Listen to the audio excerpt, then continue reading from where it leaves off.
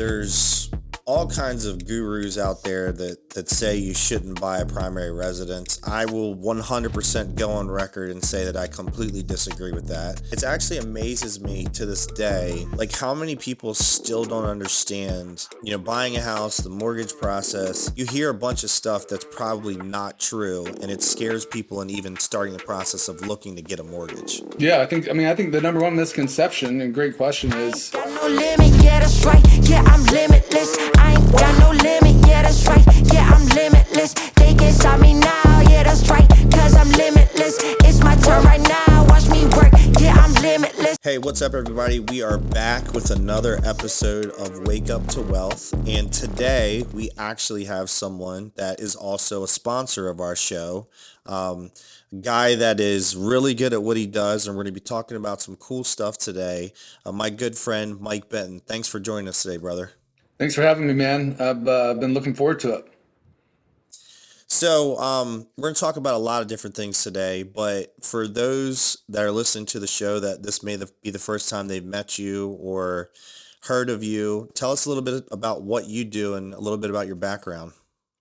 Sure. Well, today, day to day, I'm a mortgage banker, run a company called Responsive Mortgage, partners with your coach, John Cheplack and Preston Clayton. We're opening up offices, serving real estate teams all over the country. And I'm still originating mortgages in about 40 plus states. So that's my day to day.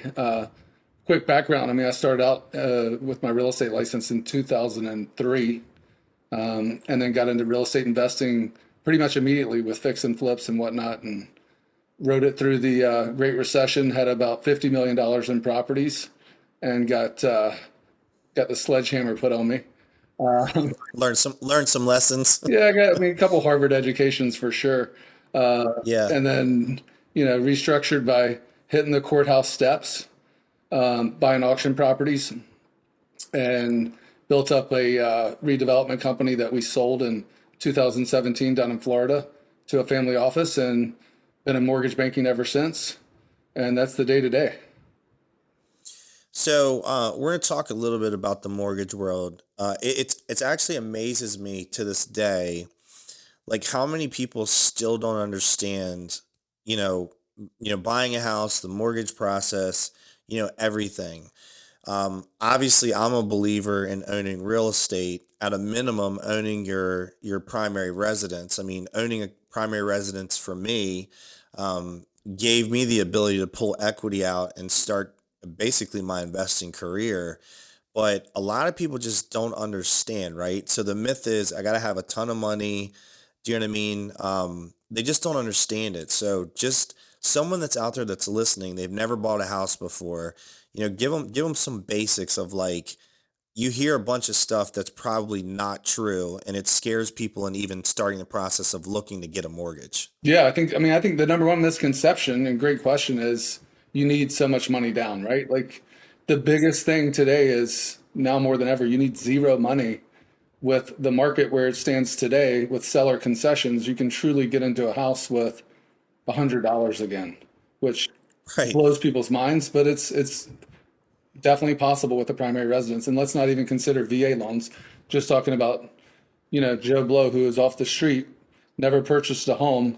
As long as he has some income, he has no cash, and a credit score of, as low as 580, we're putting him in homes. And that's what we're seeing right now. More over the last 12 months, more first-time home buyers are getting into the market and having at bats now more than ever.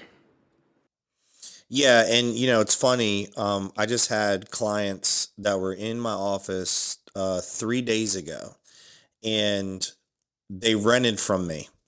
And he came to me when he was renting from me, and he said, "Brandon, should I buy a house?" And I said, "Yes, absolutely." He went a step further and he bought two houses. He bought a primary and he bought a rental. And when they came in the other night, we sat down and we looked at everything. They got $600,000 in equity in their two properties. They both have W-2 jobs. And I'm helping them deploy that equity into other rental properties. So even if he didn't have that rental property, he's got about $250,000 in equity in his house that he can now go and use. That's the shit that people don't understand. Oh, 100%. I was working on a refinance on a primary residence just a couple weeks ago, and going through a client of mine's file. Notice, he's got two investment properties. Those investment properties are sitting at like a 30% loan to value, meaning 70% of equity sitting there. I did an analysis on how long it would take him, instead of, go ahead and deploy that money, take the cash out and not over leverage, but, get to a 60, 70% loan to value, which is not equity stripping by any stretch of the imagination. It literally, by doing that, picking up 2 to 4 more properties, it would have taken him 27 years to recoup that. I mean, he can pull all that out, go in there, deploy that capital, get appreciation, depreciation, and start to leverage that money, as opposed to, I think his return was like $300 a month on that current property if he paid it off. So if someone is listening to this and like they've never bought a house before, like just give them a simple high level, like what does the process look like? What do they need to be prepared for? What do they need to understand? Well, we look for three things. Credit, first thing. And you don't have to have a perfect credit score. Another misconception. I mean, I've done as low as 550 in 2024. So not every circumstance. So you don't have to have perfect credit, but credit is your first step. Second step is some sort of income, meaning where you derive your income from, whether it's a W-2 job. Another misconception is, hey, I write everything off. That means I can't get a loan. Well, not true anymore either. There's so many different non-QM products, bank statement loans, 1099, a lot of different ways to verify income. And again, we're not talking about no income, no docs, like, the Nina 2005. Yeah, 2005. Yeah. Although there are some community lending programs out there with, lower, higher, lower loan to values that can be done. But that being said, as long as you have some sort of income that we can find, which we can, 9 times out of 10, we can find it. That's the second piece, right? So you got income, you got credit, and then we went over the assets earlier, right? So most loan programs, even us, we have multiple 100% financing options in most states. And then there's quite a few states out there today that have a lot of different incentives for first-time home buyers and folks. And that's someone who hasn't owned a home in 3 years as well. So those folks who have been out of the market waiting for things to drop or whatever the case may be, hey, they can be eligible for those programs too.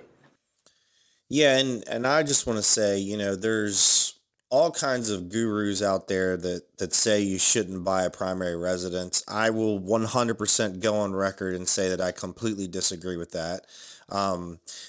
Because when you buy a rent or when you live in a rental property, yes, do you have freedom that you don't own it, but also you're basically paying 100% interest every month. Rent's not going to go down. And again, for me personally, the primary residence that I live in today, I bought 4 years ago, and I paid $380 for it, and it's worth almost $800. And my house is paid off, and I've been able to take the equity out of that property and invest it into other properties and get a large return. The first house that I bought doubled, and was able to use that to invest in real estate. So I will go out on a limb and say I don't agree with people that say that. Yeah, we don't have to bring his name up, but yeah, there are some gurus out there that say, hey, like, build a cash flow portfolio as opposed to buying your primary. So I look at a primary as twofold. Number one, I've been married for 21 years, and we have lived in 14 homes in 21 years, 14 primaries. We've won 13 out of 14 times, and multiple 7 figures, by the way, on just our primaries, and helping us build wealth through other real estate properties, buying other assets, and also, living, a great life in the meantime as well. I'm kind of like Dana White in regards to, hey man, yeah, I'm all about building assets, but none of us are promised tomorrow. I want to have some fun as well.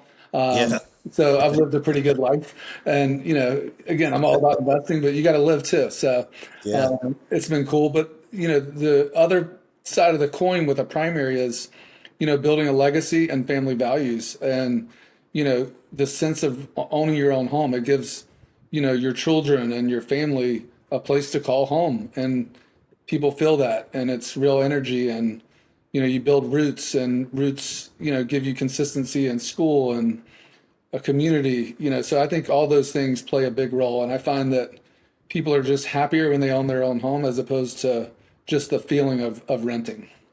Yeah, absolutely. So besides like, someone can come and get a loan from you to buy a house, buy an investment property, whatever the case is, you mentioned at the front that you also have kind of this program where you can partner with people like me, big teams, big agents to essentially kind of help them figure out bringing mortgage into the fold as one of their businesses, right? Absolutely, yeah. I mean, I think with it's just like whether Zillow Home Loans or other big guys being able to take advantage of the revenue produced from mortgage, and there's a legal way. There's multiple ways to allocate funds and participate in the mortgage business. And I think that if your team is big enough and you have the right systems in place, which most of the teams that we're partnering with are coached by John directly. So to say they have systems in place would be an understatement. Yeah. And so we plug right into their CRM, and we operate. It gives the team more transparency. It gives the client a better experience, and I call it the circle of life. We're able to reinvest in each other's businesses, therefore taking some more market share, hopefully. Yeah, so if you're listening to this, not only can he help you with a mortgage, but if you're a big real estate team or a big hitting agent in your market, they can actually solve the mortgage solution with you, which I can tell you from personal experience is not easy. And it's certainly not easy for you to go out and figure it out on your own. So this is another resource for all of you guys out there that are listening to this. Yeah, it's difficult, man. Like I've a couple that No we're in doubt. right now. We're their second or third try. Yep. Meaning that failed. All of us are entrepreneurs. Most of us in this group, and you know, every swing we take is not necessarily a home run. So you strike out every now and again, and we're developing and getting better every day with a better solution, in my opinion. Yeah, so obviously you're an entrepreneur. You've done a lot of cool things. One of the things that we were just in a room in Tahoe together the other week, and I thought it was really cool that you brought this up because I'm a big believer of your health and wellness affects everything. And you talked about your journey, which I thought was very remarkable. And anybody that listens to this show, we usually touch on the health and wellness in almost every episode. So if you wouldn't mind, because I was inspired listening to you, like talk to my audience about what you went through and what you changed. Because dude, you're freaking ripped now. Oh, thanks, man. Well, for me, John says it all the time. There's one thing that'll change everything for you, and it's that one thing may look different to each of us. And as I started to get into some of those rooms, I knew, what my one thing was because, growing up in a family that my parents had gin and tonics every night and they smoked cigarettes. I mean, they were, granted, my dad was always been an entrepreneur. He's been pretty successful, but like they drank a lot growing up. So when I went to college, I mean, played tennis, but man, I knew I could have been a better tennis player if I hadn't drank so much. And then when you get into business and real estate and you're out at these events, you're just alcohol's there, and it became such a big part of my life. And I think I'd be in a different place today financially if had I made the decision I made over a year ago to remove alcohol from my life permanently. So that I knew, like when I was in those rooms, John would always say it, right? Like I knew that one thing that would change everything is just give it up forever. I'm not the type of guy that can just go one drink or two drinks. It was I like, wasn't either. I wasn't either. I'll drink the bottle. I'll drink the bottle of wine and eat the cork, and Right. then ask for another. Yeah. So, yeah, I mean, it changed my mindset. Then I coach with his son as well, Alec, and I think how you do anything is how you do everything, and started to dial in my diet. Granted, I've gotten off track here or there over the last 60, 90 days, but I'm pretty much, it's pretty consistent. And man, I went from like 214 pounds to 190. I never did a body fat, but I was pretty lean, in the best shape of my life at 45 years old. Which is remarkable, by the way. That's commendable. And I'm running like 5 a.m. to, last night I was done at like 10 p.m. and not losing energy and just excited about life again. My relationship with my wife's better than it's ever been. My daughters will be 18 next week. She'll get her commercial pilot's license at some point next week or the following week, depending on weather down here. And those things would not be possible if I had chosen to continue down that same path, because it's it can be a bad path. Yeah, and what's so remarkable about that is, about 2 weeks ago, we were in the same room together with, probably 180, 200 of the top people in real estate, and nobody in that room was drinking alcohol. You know what I mean? And it was funny because I brought two people that I'm business partners with, my business partners at Accruity, and they go to different conferences all the time, and they said, "Hey, nobody in here drinks alcohol." Um, and they were like, that's pretty cool. And it's just remarkable. And then also being in those rooms and seeing the people that I used to see that did drink and didn't care about their health. And then you see them in there, how much younger they look. Like they're starting to age, they're aging in reverse. And it is remarkable what it does when you remove it from your life and you make health a priority, because you can have 1,000 problems. If you don't have your health, you got one problem. 100%. No, couldn't agree more. I mean, it's remarkable how those. I mean, you say you're part of the.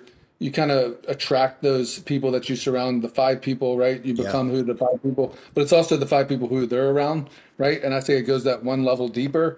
And I can just tell you that the people that I associate with today are a lot of them are in that group or either associated with that group. And it's the integrity that they have, right? And that's why I knew I could never coach with John until I So had said, yeah, hey. yeah, So I said, hey, no, no more, and have been coaching with him ever since. And then had the opportunity earlier in the year to partner with him. And obviously, if alcohol is a part of my life, John, he would have. You think yeah, he would ever have been like, hey, yeah, let's build a mortgage company together? yeah, yeah. Yeah, So you've done a lot of different things. Being an entrepreneur for a long time, you've been blessed to be in these great rooms.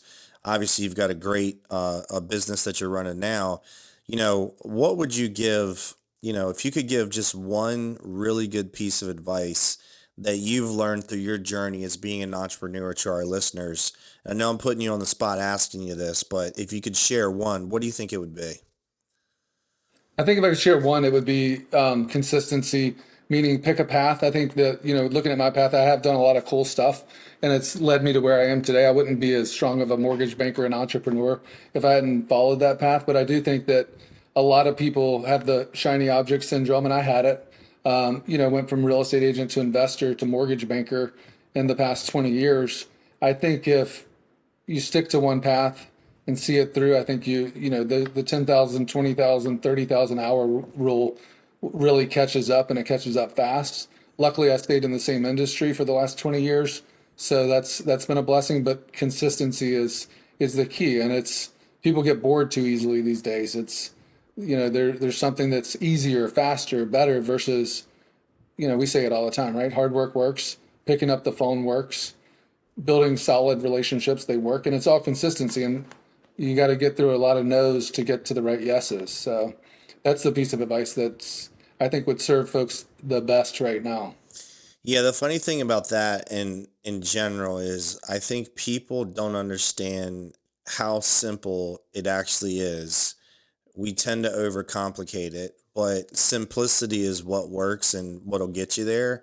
And it's so funny. It's I coach a lot of entrepreneurs on teaching them how to build the investment side like we do. And a lot of times they're like, I knew all this stuff, I just didn't connect the dots. And what you taught us is so simple. I thought it was going to be so much more complicated. And it's like, no, because simple scales, dude. And a lot of people look at people like me and people like you. It's so true. And they're like, they get in a room and, they give each other the secret. He just gave it to you. And that's real shit. Right. Yeah. Yeah. So one thing we always end the show with, I ask everybody the same question, and it is whatever it is to you. We call the show Waking Up to Wealth. What is waking up to wealth to you? I'm living it today. I mean, I live in Siesta Key, Barrier Island, off of Sarasota, which just got recently hit by the hurricane, but it's still paradise to me. With my wife of 21 years, which she could have left me probably 20, 30, 40 times. So and then having a daughter that is pursuing her passion and something that she loves every day, and I get to support that by paying for a plane for her and paying for, private lessons and letting her, pursue that career in aviation that she's always wanted to do. And so I feel like I'm living it today, to be honest. I just feel, and being sober is the best gift. That's awesome, man. Well, like I said in the beginning of the show, Mike is just not a guest today. He's also a sponsor. And you guys know me. I will not just let someone be a sponsor that I don't believe in, that's not vetted. He comes from, working directly and partnering with a guy that I've coached with for 8+ years who absolutely changed my life, John Cheplack. So we're going to put his information out there consistently. You're going to see them in commercials on the show and shout outs on the show. But if you're out there and you need help with a mortgage, he's the guy to talk to. Or if you're out there running a big team, you're an agent doing a ton of business and you want to figure out the mortgage side of your business. And trust me on this, because I've done it and failed. Don't try to do this shit on your own. Go get somebody that's ahead of you, like Mike and his crew, and get it figured out. And with all that being said, I just want to say thank you so much, brother, for coming on the show today, pouring into my audience, and I really appreciate you being a guest. Yeah, man. Thanks for having me. It was awesome. I appreciate it. Hey, thank you so much for checking out our YouTube channel and checking out our podcast, Wake Up to Wealth. As a thank you, you've got a link that you can check out to get a free ebook on investing in real estate. And then also, if you're interested in potentially coaching with me, coming to one of my events, or investing in one of my deals or funds or anything like that, you can actually check out our website to find more information out about that as well. You'll have both links. And again, want to just say thank you. And you can follow up with me for anything else I might be able to help you with. And thank you so much for tuning in to learn more about how to get wealthy.